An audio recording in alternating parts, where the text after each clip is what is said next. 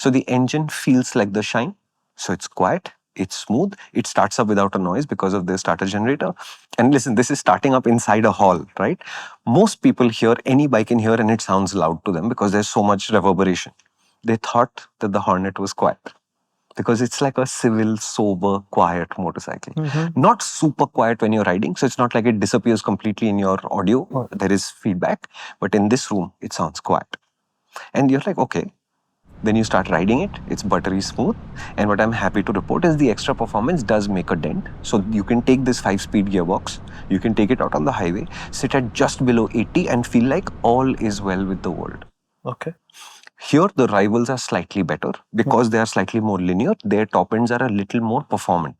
So sitting on the highway where that bike will sit at 87, 88, this bike will sit at 80 and they both will feel calm, which sounds like a small difference, but if you think about it, that's 10%.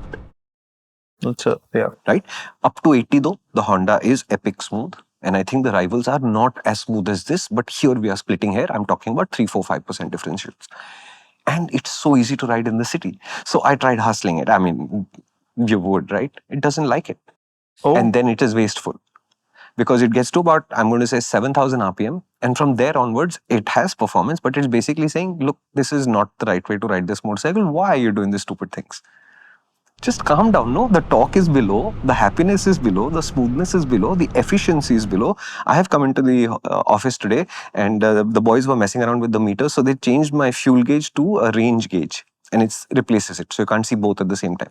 So I came into the office today seeing 712 kilometers of range left on the tank full. And I've ridden the motorcycle like 108 kilometers or something so far. Wow. So it's got a larger tank than because they redesigned the motorcycle, it has a larger tank than the Shine and the SP125 both. So today it is standing outside showing 700 kilometers of range. Brilliant. So it is fuel efficient also. So I saw the numbers and the Shine says ARI economy is 65 or something like that. And then the SP125 drops, let's call it 10. I'll put up the numbers. This thing is 48. No. So you're like, hey, that's kind of low.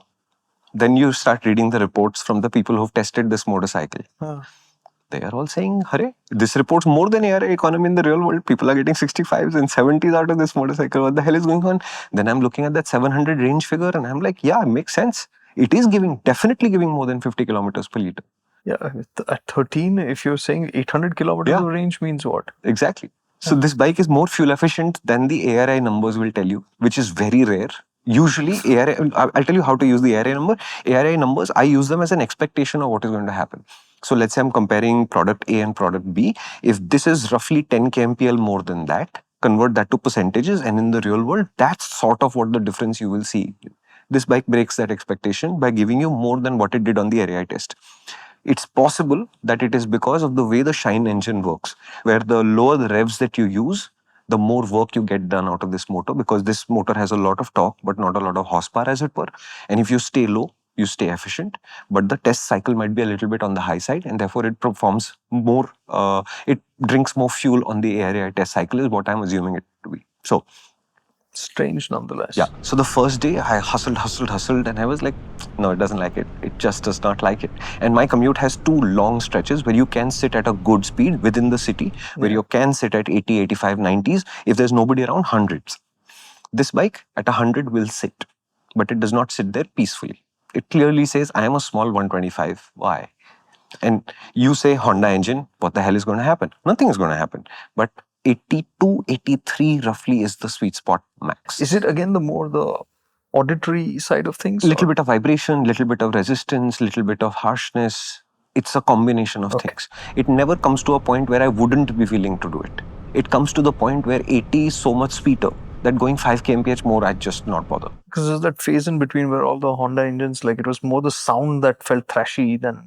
No, so what will happen on this bike is as you come up to those revs, 7,000-ish, stuff starts to vibrate at the bottom and let you know that the level of strain is increasing. Increasing to the point where you say, this bike has vibration? No.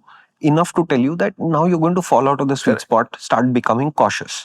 Then it'll increase further, then the engine note starts to change. And you'll distinctly hear it at, I think I'm going to say 85, 86 with my weight. Distinctly you'll hear the engine note change. There is a sense of strain that arrives.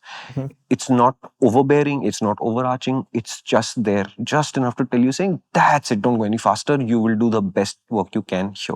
So I think all the rivals have more flexible engines than this, but this is a very sweet motorcycle to ride. So once I did the hustling part and got it out of my system, then I said, we will ride it in the sweet spot. We will stay in that sweet Enjoy the meaty bike. where the bike wants to be. Did I go any slower anywhere? Honestly, not really. Did I reach any place later than I thought I should? Not really. So it then settles into the background. It becomes quiet. It gives great fuel economy. That range number starts to increase even further and becomes horrifying. Yesterday, I did this. I left the office showing 591 range. I got home showing 680 range. It's like, what the hell is this maths going on? I don't know what the hell this thing is doing. Manufactured petrol. Yeah, I effectively created petrol. Yeah. Honda's Hornet isn't just the Shine 125 in different clothes. It's different. But how different is it from its rivals? And is it better or worse? You can find out in this episode of MotorInc First, which is playing on the MotorInc app. As always, the MotorInc app is free to download and free to sign up on. We'll see you there.